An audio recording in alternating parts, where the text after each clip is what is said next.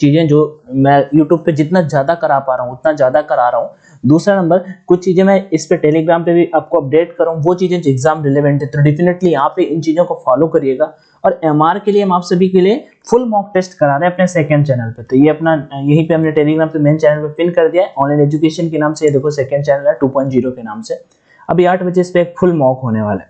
चलिए चलो, तो ये लेकिन मैंने फुल फॉर्म्स जैसे आपको दिए हैं, फुल फॉर्म्स ये मोस्ट इंपॉर्टेंट है, पेपर में आपके आएंगे। उसके बाद जैसे मॉक लगाने के लिए भी मैंने बता दिया है। स्टैटिक जीके का 5 मतलब डे नंबर 5 था, तो ये चीजें हैं। ये क्वेश्चन पूछा था, देख लो यहाँ पे पूछा था साइलेंट वैली कहाँ पे किस राज्य में है, तो आपका देख लीजिए आंसर। 11% कैंडिडेट ने सही बताया है, केरल में राइट था, बाकी आप सभी देख लो। घाटी का देख के अरुणाचल प्रदेश में लड़के बहक गए हैं, ठीक है, तो ऐसी गलतियां मत करना आप, बाकी कोई बात नहीं, अब सही होगा नेक्स्ट टाइम से।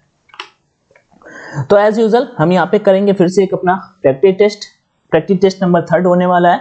आपकी जानकारी के लिए बता दूं कि आपको कुछ ज्यादा नहीं पढ़ना, बस जो कराता जा रहा हूँ साथ में करंट स्टैटिक सब चीजें आपको यहाँ पे कवर कराई जाएंगी, तो टेंशन मत लीजिएगा। और मैं प्लान कर रहा हूँ कि आपको 31 फैब को एक जीके का मैराथन देने का, पूरा स्टैटिक एक वीडियो में, 1 या 2 वीडियो में पूरा स्टैटिक आपको रिवीजन कराने का, ठीक है। अगर आप बोलोगे तो अपन जरूर कराएंगे।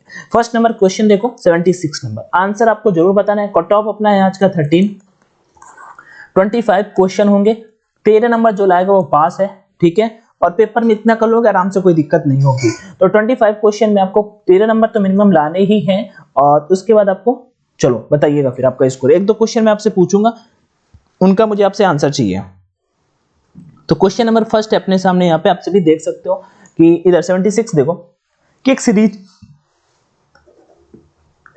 दी गई है, और हमें बताना है कि इसमें से गलत टर्म कौन सा होगा। Okay, English and Hindi both language में, तो टेंशन मत लीजिएगा। तो कुछ देखते हैं। सबसे पहला सीरीज के क्वेश्चन में देखो 2 ही 3 चीजें होती हैं, या तो स्क्वायर होगा मोस्टली करके, आपके लेवल पे इसी टाइप का आएगा। स्क्वायर हो सकता है, क्यूब हो सकता है, कुछ प्लस हो सकता है, कुछ माइनस हो सकता है, स्क्वायर करके कुछ जोड़ा घटाया जा सकता है, ठीक है, स्क्वायर करके कुछ जोड़ा घटाया जा सकता है, या फिर क्यूब करके कुछ जोड़ा घटाया जा सकता है। इससे ज्यादा आपके पेपर में नहीं आएगा, ठीक है।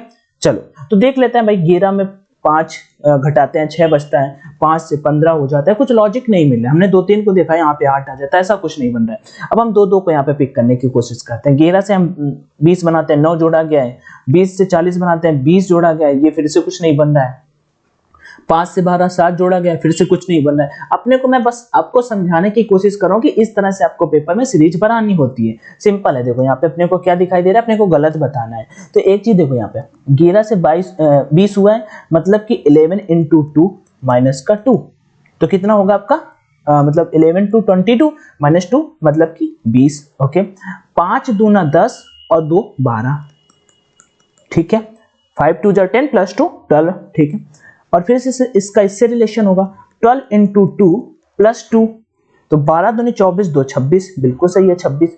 अब यहाँ पे देखो 20 और 20 दूना 40, ठीक है। तो सर 40 क्यों आएगा यहाँ पे? 40 अपना गलत है, क्यों? अब बोलोगे भैया क्यों? क्योंकि हमने भाई यहाँ पे 2 सब्सट्रैक्ट किया था इस वाली सीरीज में, तो हम इस वाले पे भी क्या करेंगे, सब्सट्रैक्ट करेंगे। देखो आप 11 into 2 माइनस 2 किया था तो 20 आया था, 20 into 2 करोगे तो 40 आएगा। यहाँ पे 40 नहीं होना चाहिए, यहाँ पे क्या होना चाहिए, 38 होना चाहिए। तो आपका राइट आंसर क्या होगा, 38। तो यहाँ पे तो 38 है नहीं, जो हमें मिस स्क्वायर्ड बताना था, तो ऑप्शन नंबर सी बिल्कुल राइट हो जाएगा, ठीक है। समझ आ गया? चलो नेक्स्ट पे आगे 77 नंबर क्वेश्चन है, थोड़ा सा देख लीजिए आप, ज्यादा डिफिकल्ट नहीं, सिंपल सा है। ब्लड किसका है, एज वाले चैप्टर का क्वेश्चन है। आज पिता की आयु अपने, देखो अगर आपके पेपर में ब्लड रिलेशन नहीं, ये नहीं आता एज, तो आपका ब्लड रिलेशन तो पक्का आएगा। आज पिता की आयु अपने पुत्र की आयु से 3 गुना है। ओके, पिता की आयु है जो अपने पुत्र की आयु के 3 गुना है। तो भैया पुत्र की आयु कितनी है, मैंने माना अपना सन है ना जो, उसकी आयु है x, और पुत्र की मतलब पिता के लिए हम p लिख के दे रहे हैं, ठीक है। पिता की है 3x, जो बोला है मैंने वो चीज लिख दी है, कोई बात नहीं। 10 वर्ष पहले पिता की आयु, भाई 10 वर्ष पहले पिता की आयु, अब देखो ठीक है, 10 वर्ष पहले पिता की आयु। अब हम 10 वर्ष पहले जाते हैं, पुत्र की आयु की 5 गुनी थी। तो देखो अब 10 वर्ष पहले पुत्र की अभी x है, पिता की इतनी है, मतलब 3x है। 10 वर्ष पहले तो भाई पुत्र भी 10 वर्ष कम होगा, पिता भी 10 वर्ष कम होगा। मतलब ऐसा तो है नहीं कि अपनी उम्र अचानक से बढ़ जाएगी, आपकी भाई की नहीं बढ़ेगी, या आपकी उम्र 5 साल बढ़ेगी, आपके पापा वहीं पे रहेंगे, ऐसा तो है नहीं। तो मतलब अगर 10 साल उनका लड़का छोटा होगा तो 10 साल उनके पापा छोटे होंगे, तो 10 साल उनका लड़का भी छोटा होगा। तो ये हो गया, इतना हुआ। अब हमसे बोला है कि पिता की आयु अपने पुत्र की आयु की 5 गुना थी। पिता की आयु अपने पुत्र की आयु का 5 गुना थी। ये लो हमने कर दिया, जो पिता की आयु है पुत्र की आयु का कितने गुना है, 5 गुना। अब इसे आपको सॉल्व कर लेना है, तो हम फटाक से सॉल्व कर लेते हैं। 5x - 50 equal to 3x - 10। तो भाई अब क्या हो जाएगा, 50 इधर आ जाएगा तो 40 हो जाएगा, ठीक है। और इधर 2, तो x बराबर कितना आ जाएगा, इधर से x बराबर आ जाएगा इधर से अपना 20, x बराबर 20। इसे हमने सॉल्व कर लिया। बस यही तो हमसे पूछा था, क्या पूछा है यहाँ पे देखो, आज पुत्र की आयु क्या है, पुत्र मतलब x की आज करंट की पूछा था, तो 20 साल हो गए। 10 साल पहले की पूछता तो 10 साल आ जाती, बीच में 10 सब्ट्रैक्ट कर देते। पिता की पूछता तो 60 साल हो जाती, क्योंकि 3 गुना थी, ठीक है। अब आगे बढ़ते हैं यहाँ पे नेक्स्ट की ओर, कोई दिक्कत नहीं होगी। चलो 77 हुआ, 78 नंबर, बिल्कुल इजी क्वेश्चन। दी गई आकृति उस आकृति को पहचाने जो प्रश्न आकृति में निहित है। तो हमें इसे ढूंढना है, मतलब कोई डिफिकल्ट सा क्वेश्चन है, सिंपल सा क्वेश्चन है, इसे हम फटाक से ढूंढ लेंगे। तो क्या होगा, ऐसे कटिंग कहाँ पे मिल रही है मुझे, तो ऑप्शन इस पे तो देखो नहीं बन रहा है भाई, बी तो कहीं नहीं पॉसिबल, सी भी नहीं पॉसिबल, एलिमिनेट किया करो, इजिली आपका आ जाएगा, ठीक है। 78 नंबर पे हमें ये कट वाला ढूंढना है। उत्तर उस आकृति को चयन कीजिए जिसमें प्रश्न आकृति निहित है। प्रश्न ये है और कौन सा राइट आंसर होगा 78 नंबर पे। तो देखो तो डी नंबर मुझे बिल्कुल सही लग रहा है, इसी पे है, ठीक है। डी नंबर बिल्कुल सही लग रहा है। हाँ ये यहाँ पे, अच्छा टच नहीं करना चाहिए, ठीक है ये ठीक है, ये राइट हो जाएगा। चलो आगे बढ़ते हैं नेक्स्ट क्वेश्चन की ओर। ये थोड़ा सा क्वेश्चन हटिक है, क्योंकि यहाँ पे ए पे भी तो मिल रही है ना वो वाली, देखो ये तो अच्छा डी पे नहीं होगा, डी पे कहाँ होगा, क्योंकि कोने से हमें लेना है, इस कोने से होना चाहिए, चारों कोने से। डी नहीं पॉसिबल। आगे चलो, सी भी नहीं पॉसिबल, सी कोने से है क्या, सी कोने से है, सी भी नहीं पॉसिबल। आगे बी भी नहीं पॉसिबल। ए नंबर इसका राइट आंसर होगा, ए नंबर बिल्कुल राइट होगा, देखो कोने से आ रहा है, ए नंबर 78 का ए राइट होगा। आगे बढ़ते हैं नेक्स्ट क्वेश्चन की ओर।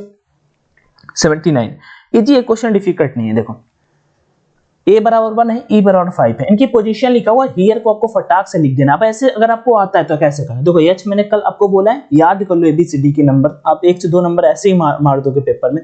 h 8 होता है, e 5 होता है, a 1 होता है और r 18 होता है। तो 18 1 19, 19 5 24, 24 8 32 उत्तर, ऑप्शन नंबर बी।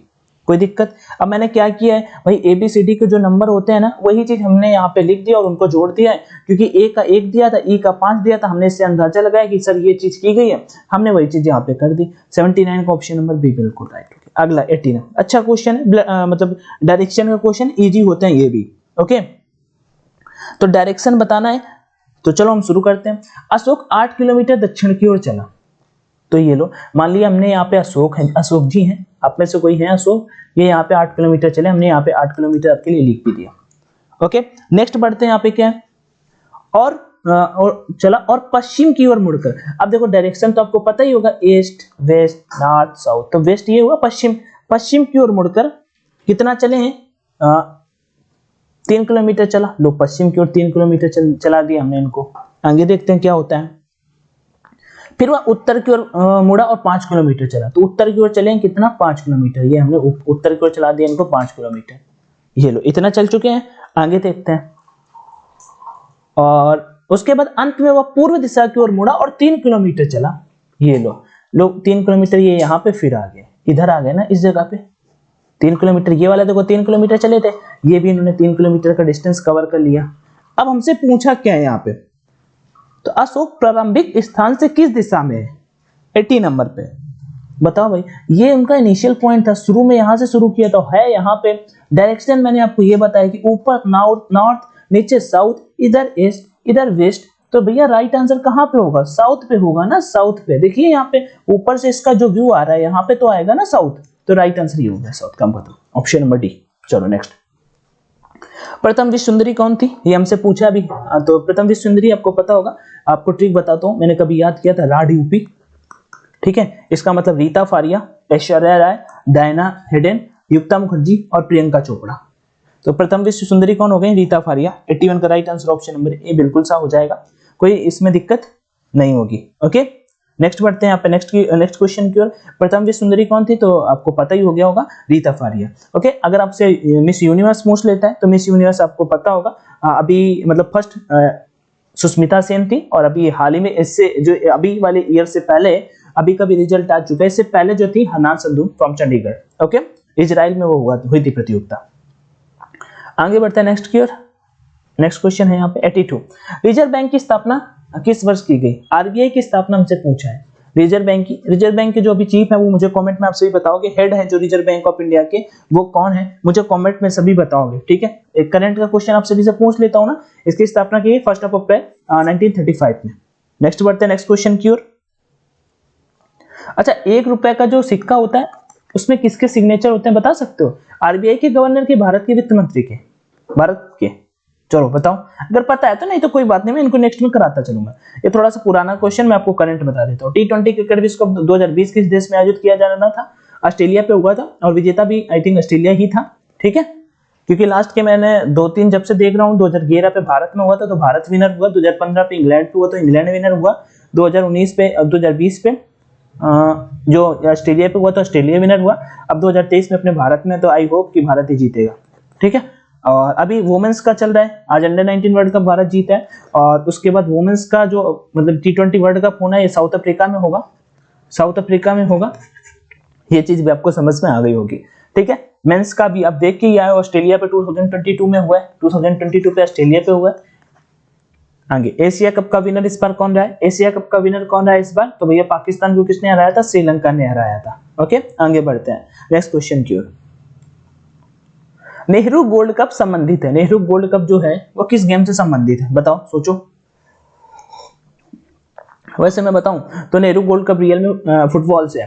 ठीक है, फुटबॉल से और भी ट्रॉफी हम बता देते हैं आपको यहाँ पे, अगर नोट करना चाहो तो कर लेना, बहुत पूछा जाता है। मर्डेका कप हो गया, मर्डेका कप हो गया, सुब्रोतो कप हो गया, सुब्रोतो कप हो गया, रोवर्स कप हो गया, मैं बोल रहा हूं उसी से कर लूं, रोवर्स कप हो गया। ठीक है, और डूरंट कप हो गया, डूरंट कप हो गया। ये सभी के सभी आपके किससे हैं? मोस्ट इंपॉर्टेंट है आपके पेपर के पॉइंट ऑफ व्यू से, क्वेश्चन आ सकता है, देखना फिर से प्रैक्टिस टेस्ट में क्वेश्चन मिलेंगे। तो ये सब फुटबॉल से संबंधित है, फुटबॉल से नेहरू गोल्ड कप भी है, लेकिन ऑप्शन में तो है नहीं, तो इस वजह से आप वॉलीबॉल पे कर सकते हो। ठीक है, क्रिकेट का आप सभी जानते होंगे, क्रिकेट से कौन कौन से होते हैं? एसेज हो गया, रणजी ट्रॉफी हो गई, और डिफरेंट ईरानी ट्रॉफी हो गई, बास्केटबॉल हो गया। ठीक है, बास्केटबॉल में कितने प्लेयर होते हैं बताओ? वॉलीबॉल और बास्केटबॉल में प्लेयर बताओ कैसे आप पता करोगे? आज आपको ये भी याद करा देता हूं। देखो, बास्केटबॉल में होते हैं प्लेयर 5, फिर वॉलीबॉल में 6। मैं आपको बास्केटबॉल याद करा देता हूँ, वॉलीबॉल आपको पता ही चल जाएगा। बास्केट आप किससे पकड़ते हो? बास्केट आप हाथ से पकड़ते हो ना, अपने पंजा से पकड़ते हो ना।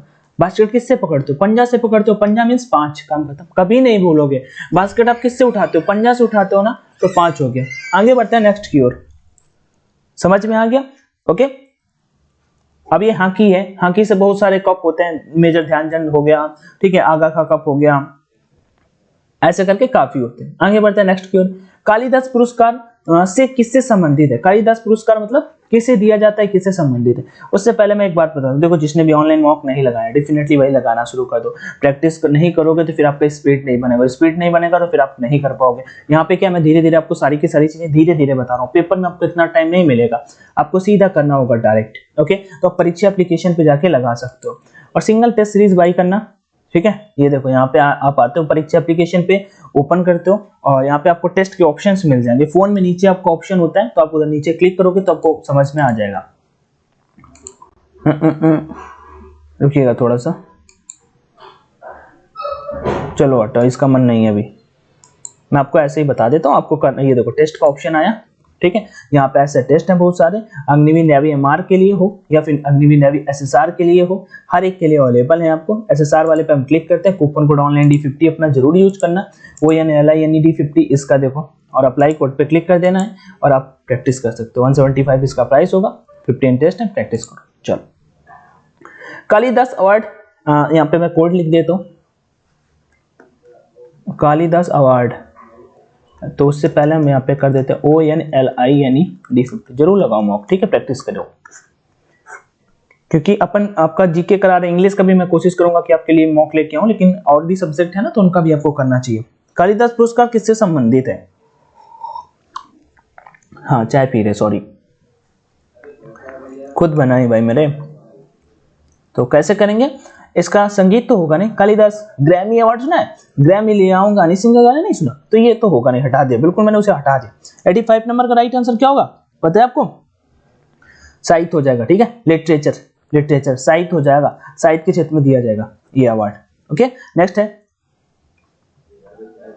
चंद्रगुप्त मौर्य किसको परास्त किया था, यहाँ पे शायद कालिदास, कालिदास कहां से थे आपका, कालिदास कहां से थे, ये मौर्य वंश में भी थे भाई, मौर्य वंश, ठीक है, आपने पढ़ा होगा, अगर हिस्ट्री थोड़ा बड़ा पढ़ा हो तो कालिदास मौर्य वंश से बिलोंग करते थे। आगे बढ़ते हैं, जब मौर्य वंश का टाइम था, नहीं नहीं मौर्य वंश का नहीं, गुप्त वंश का, गुप्त वंश का, गुप्त वंश राइट आंसर होगा। क्या हुआ, ठीक है, चलो आगे बढ़ते हैं। अगला क्वेश्चन, इस मौर्य वंश के चक्कर में कंफ्यूज हुए ना, चंद्रगुप्त मौर्य ने किसको परास्त किया था, तो देखो अब थोड़ा सा चंद्रगुप्त मौर्य के बारे में बात कर लेते हैं। चंद्रगुप्त मौर्य ने, ठीक है, चाणक्य कौटिल्य की सहायता से 86 नंबर पे, ठीक है, चाणक्य कौटिल्य की सहायता, मतलब ये तो खैर वो दूसरा है, वो मौर्य वंश की स्थापना किसने की, वो घनानंद को हरा के, वो चीज हमसे नहीं पूछा, हमसे पूछा सेलुकस को हटाया, मतलब हराया था इन्होंने, चंद्रगुप्त मौर्य ने, और मेगनस्तीज को इसी ने भेजा था, जिसने इंडिका बुक लिखी थी, आपके पेपर में आ सकती है बुक, ये आ सकती है इंडिका, मेगनस्तीज आया था जो इसी के वहां से आया था, ठीक है, इसी ने भेजा था भारत जाओ मेगनस्तीज को, मेगनस्तीज ने इंडिका बुक लिखी है। सिकंदर द ग्रेट अलेक्जेंडर का नाम आप सभी ने सुना होगा, ठीक है, राजा पोरस सिकंदर का युद्ध आपने सुना होगा, ठीक है। आगे बढ़ते हैं, यहाँ पे पोरस ये देखो दे रखा है, पोरस और सिकंदर का युद्ध हुआ था। आगे, बिंदुसार का पुत्र था कौन, अशोक, बिंदुसार का पुत्र था अशोक, बिंदुसार का पुत्र कौन था, अशोक। आगे बढ़ते हैं नेक्स्ट क्वेश्चन के, जमैका की राजधानी क्या है, पेपर में आपके आएगा, ऐसे क्वेश्चन कैपिटल करेंसी पक्का आएंगे। तो जैसे फ्रांस का पेरिस दे रखा है, जमैका का क्या होगा ये हमसे पूछा है, 37 नंबर का राइट आंसर क्या होगा, 87 का ऑप्शन ए हो जाएगा, किंगस्टन होता है जमैका का राजधानी, ठीक है। नेक्स्ट बढ़ते हैं, सिडनी नहीं होगा, ऑस्ट्रेलिया का कैनबरा है, ऑस्ट्रेलिया का कैनबरा है, सिडनी नहीं होगा।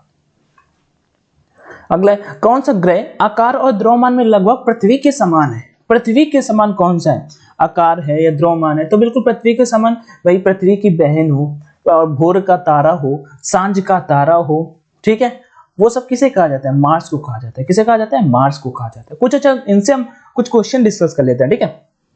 देखो सबसे बड़ा ग्रह कौन सा है, बृहस्पति, सबसे बड़ा ग्रह कौन सा है, बृहस्पति, बृहस्पति के भाई बृहस्पति के सबसे ज्यादा उपग्रह भी हैं 79, इसका जो सबसे बड़ा उपग्रह है गैनीमेड, कौन है, गैनीमेड, ये बृहस्पति का जान दो, बृहस्पति सबसे बड़ा ग्रह है, ठीक है, सबसे बड़ा ग्रह है। बृहस्पति का दूसरे नंबर पे सबसे बड़ा आता है शनि, ठीक है, शनि। आगे बात करते हैं मार्स, शुक्र का कोई भी उपग्रह नहीं है, शुक्र और बुध का कोई भी उपग्रह नहीं है, ओके, ये देखो पारा का मरकरी पारा लिखते हैं, कोई बात नहीं, ठीक है। तो शुक्र को पृथ्वी की बहन, भोर का तारा, सांझ का तारा कहा जाता है। बुध सबसे छोटा ग्रह होता है, 88 दिनों में सूर्य की परिक्रमा पूरी करता है। आगे, ब्राजील किस पदार्थ का सबसे बड़ा निर्यात करता है, मैं आपको ये बता चुका हूं पहले ही, पहले प्रैक्टिस टेस्ट में जब आया था तो ये क्वेश्चन करा चुका हूं, आई थिंक आप सभी को पता होगा। चावल, चीनी, कॉफी, गेहूं किस पदार्थ का सबसे बड़ा निर्यात करता है, बताओ भाई। बाद में कॉफी कहां पे ज्यादा पैदा होती है, कर्नाटक, के फॉर कर्नाटक, ओके। गेहूं कहां पे, उत्तर प्रदेश लीजिए। चावल पश्चिम बंगाल पे, जूट भी पश्चिम बंगाल पे सबसे ज्यादा पैदा होता है। चीनी बताओ भाई, शुगर उत्तर प्रदेश पे ही होती है। ब्राजील किस पदार्थ का सबसे ज्यादा एक्सपोर्ट करता है, क्वेश्चन करा चुका हूं, कमेंट में आंसर बताओगे। चिपको आंदोलन किसने प्रारंभ किया, चिपको आंदोलन किसने प्रारंभ किया, 90 नंबर, तो सुंदरलाल बहुगुणा इसका राइट आंसर हो जाएगा, चिपको आंदोलन सुंदरलाल बहुगुणा ने प्रारंभ किया था, ठीक है। असहयोग आंदोलन 1920, सविनय अवज्ञा आंदोलन 1930, चंपारण 1917, बारडोली 1928, ठीक। आगे बढ़ते हैं नेक्स्ट की ओर। गोलमेज सम्मेलन तीनों बैक टू बैक हुए 1930, 1931, 1932, क्रिप्स मिशन कब आया 1942, ठीक है। और गांधी जी ने अगर कांग्रेस के एकमात्र अधिवेशन की अध्यक्षता की तो बेलगाम अधिवेशन 1924, जलियांवाला बाग 1919, सॉरी हाँ 1919, 13 अप्रैल 1919, और दांडी मार्च 6 मार्च से शुरू हुआ था 1930, और कब तक चला 12 अप्रैल 1930, ओके। चलो पूना पैक्ट 1932, गांधी इरविन समझौता 1931,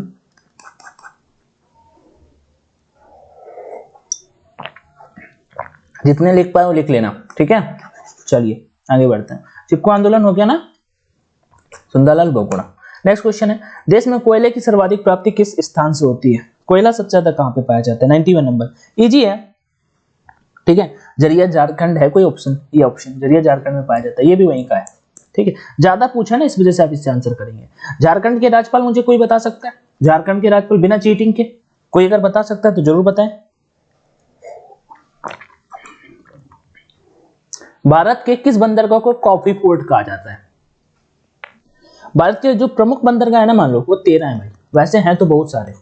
एक पेपर में आपका आता है बहुत, चटगांव कहाँ का है? चटगांव बांग्ला मतलब कहाँ का है? बांग्लादेश का। कहाँ का है? बांग्लादेश का। इसके साथ भारत को चलता रहता है ना ऐसे इंपोर्ट एक्सपोर्ट वाला। एक ईरान का बहुत पूछा जाता है, चाबहार, न्यूज पेपर पढ़ते होगे तो बहुत आता होगा, चाबहार ईरान के साथ में। ओके, मुंबई बंदरगाह सबसे व्यस्त बंदरगाह है भारत का, मुंबई बंदरगाह है। हल्दिया आपका पश्चिम बंगाल में है, ठीक है। हुगली हल्दिया आपका पश्चिम बंगाल में है। नेक्स्ट, विशाखापट्टनम आंध्र प्रदेश में है और न्यू मंगलोर आपका कर्नाटक में है। तो आपसे पूछा गया कॉफी पोर्ट किसे कहा जाता है? अब सर आपको मैंने अभी कुछ देर पहले बताया कॉफी की पैदावार कहाँ पे होती है? कर्नाटक में। आपने बस आंसर कर देना था, न्यू मंगलोर कहाँ पे? कर्नाटक पे। काम खत्म। रुकिएगा थोड़ा सा,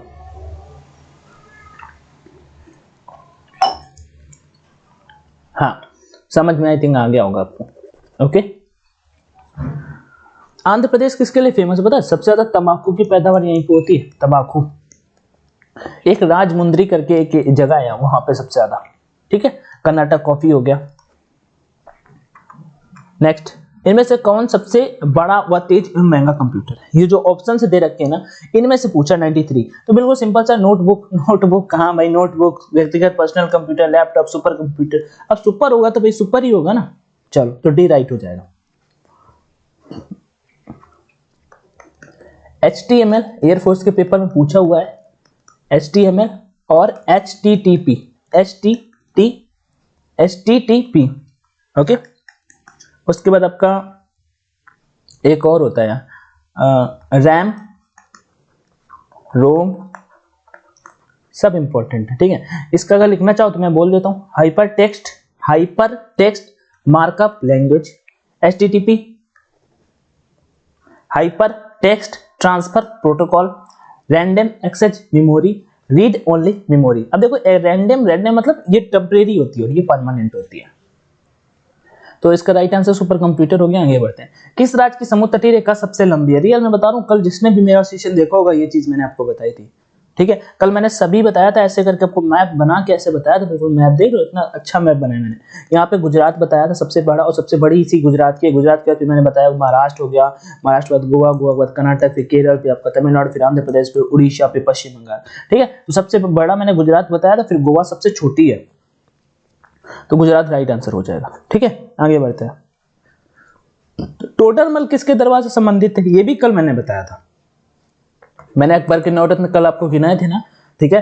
अकबर के नवरत्न जैसे कि बीरबल हो गए, मुल्ला दो प्याजा हो गए, अकबर मतलब रहीम खाना हो गए, ठीक है। उन्हीं में थे टोडरमल भी थे। तो वो किससे संबंधित है? तो अकबर के दरबार में थे। अब बाबर तो अकबर के पिता थे, ठीक है। बाबर तो अकबर के पिता थे। 1526 में उन्होंने युद्ध कर दिया बिल्कुल इब्राहिम लोधी के साथ में, फिर उसे हरा दिया। फिर 1527 में एक युद्ध और कर दिया, ठीक है, चंदेरी के युद्ध। फिर 1528 में एक युद्ध कर दिया, घाघरा के युद्ध। तो इन्हें 4 युद्ध लड़े, 1530 ईस्वी में हो गया काम, ठीक है। तो इसका राइट आंसर अकबर हो जाएगा, ठीक है। इन्होंने 1582 में दीन इलाही धर्म चलाया और 1556 से लेकर 1605 तक मान लो इन्होंने शासन किया, ओके। आगे बढ़ते हैं। औरंगजेब आपसे पूछेगा अगले प्रैक्टिस सेट में, क्वेश्चन आपको पक्का मिलेगा कहीं ना कहीं। औरंगजेब को जिंदा पीर के नाम से जाना जाता है, जिंदा पीर के नाम से जाना जाता है। वो खतरनाक टाइप का बिल्कुल था ये आदमी, ऐसे नाम से समझ जाओ तुम, ठीक है। ये क्वेश्चन, अगला भी क्वेश्चन मैंने आपको बता रखा है, बताओ। मैं टेलीग्राम पे पूछूंगा आपसे, थोड़ा घुमा फिरा के पूछूंगा, लेकिन बता लोगे सभी। ये क्वेश्चन मैंने बता दिया था। जहां पे आपको थोड़ा टेक्निकल चीजें मिले तो आप सीधा कर्नाटक की तरफ भगा करो। कर्नाटक मतलब बैंगलोर, और बैंगलोर कहाँ पे है? ये, ठीक है। किस शहर को तकनीकी शहर कहा जाता है? बैंगलोर पे हो गया राइट आंसर। 96 का राइट आंसर क्या हो जाएगा, ऑप्शन नंबर डी बैंगलोर हो गया। ठीक है, आगे बढ़ते हैं। यहाँ पे अहमदाबाद मैंने आपको बताया था, बोस्टन मतलब अगर भारत का बात करूं तो मैनचेस्टर कहा जाता है। ठीक है, हैदराबाद। कल एक चीज अच्छा मुझसे गलती हो गई थी, आप सभी ने ध्यान नहीं दिया मैंने, लेकिन थोड़ी देर बाद मुझे याद आया, मैं बता दिया कि जो मैंने आई थिंक कुतुब मीनार का बताया था, कुतुब मीनार भाई दिल्ली पे ही है, और मैंने हैदराबाद पे जो ना वो चार मीनार है। ओके, आगे बढ़ते। भारत में सबसे बड़ा तेल शोधक कारखाना कहाँ पे, ऑयल रिफाइनरी हमसे पूछा सबसे बड़ी जो है भारत में कहाँ पे, विशाखापट्टनम, वडोदरा, मथुरा, मुंबई। 97 नंबर, ये भी काफी इजी क्वेश्चन है। तो आपका राइट आंसर क्या होगा 97 का, बताओ। वैसे मैं रियल बताऊं तो इन सभी में कोई आंसर नहीं है, इन सभी में जो अपना रियल आंसर है वो नहीं है, क्योंकि जामनगर पे है सबसे बड़ा रिफाइनरी, और जामनगर तो ऑप्शन में है नहीं, इस वजह से हम ऐसा करते हैं कि वडोदरा लगा देते हैं ऑप्शन। ठीक है, 97 का भी, क्योंकि जामनगर पे है, जामनगर कहाँ पे, एयरफोर्स ग्रुप सी का भर्ती वहीं पे देने गए होंगे आप में से काफी, तो 97 का right answer option number B हो जाएगा। ओके, गुजरात का जामनगर पे है तेल शोधक कारखाना। अच्छा, पहली जो तेल शोधक कारखाना की फैक्ट्री टाइप पे थी वो कहाँ पे थे, डिगबोई, असम पे। आगे बढ़ते नेक्स्ट। महात्मा गांधी को सर्वप्रथम राष्ट्रपिता किसने कहा, 98, ये कीजिए क्वेश्चन है। ठीक है, तो सुभाष चंद्र बोस ने कहा था, सुभाष चंद्र बोस ने राष्ट्रपिता कहा था महात्मा गांधी को। नेक्स्ट, चक्रवर्ती राज गोपालाचारी का नाम आप सभी ने सुना होगा। चक्रवर्ती राज गोपालाचारी को 1954 में जब भारत की शुरुआत हुई तो इनको मिला, और इनके बारे में अंतिम भारत की भारतीय स्वतंत्र भारत के प्रथम भारतीय गवर्नर जनरल थे। जवाहरलाल नेहरू भारत के पहले प्रधानमंत्री थे, संघ समिति के अध्यक्ष थे। ठीक है, एयर डिस्कवरी ऑफ इंडिया की बुक आपके पेपर में आ सकती है, वैसे तो बहुत सारी बुक हैं लेकिन ये कुछ ज्यादा इंपॉर्टेंट हो जाती है। सुभाष चंद्र बोस के बारे में आप सभी ने सुना होगा। ठीक है, इन्होंने त्रिपुरा अधिवेशन मतलब की अध्यक्षता की 1938 में। आगे बढ़ते हैं नेक्स्ट क्वेश्चन की। सरदार वल्लभ भाई पटेल बारदोली मतलब आंदोलन के इन्होंने नेतृत्व किया। जनरल माइक डायर की हत्या किसने की, ये भाई वही है 99 नंबर, आप समझ गए होंगे 99 नंबर। ठीक है, मतलब सर गए थे, कहाँ पे गए थे, मतलब इंग्लैंड, और उसे मार के आए थे कौन, उधम सिंह। ठीक है, इसी ने मतलब आदेश दिया था उस पे, यहाँ पे भूल गया मैं भाई, कोई बात नहीं, चलो मतलब जहाँ पे कौन सी जलियांवाला बाग हत्याकांड घटना हुई थी जो, उस पे बात करें। ठीक है, 1990 पे। ठीक है, इसी ने गोली चलाने का आदेश दिया था जहाँ पे मतलब बहुत सारे भारतीयों की लाइक मृत्यु हुई थी। हाँ, तो उनकी हत्या किसने की थी, तो उधम सिंह ने की थी। उधम सिंह गए थे ब्रिटेन, वहीं पे उनको मारा था। आगे बढ़ते हैं, चंद्रशेखर आजाद। चंद्रशेखर आजाद के बारे में कुछ डिस्कस कर लेते हैं। कल मैंने अगर बताया था आपको, अगर किसी को याद हो तो इनकी मतलब ये शहीद कब हुए थे, तो ये 27 फरवरी को हुए थे 1931 में, 27 फरवरी को 1931 में। राइट आंसर क्या होगा इसका, option number D 1931, Chandrashekhar Azad. ठीक है, 27 of Feb. Hindustan Republic association की इन्होंने स्थापना की थी। ठीक है, 1924 में।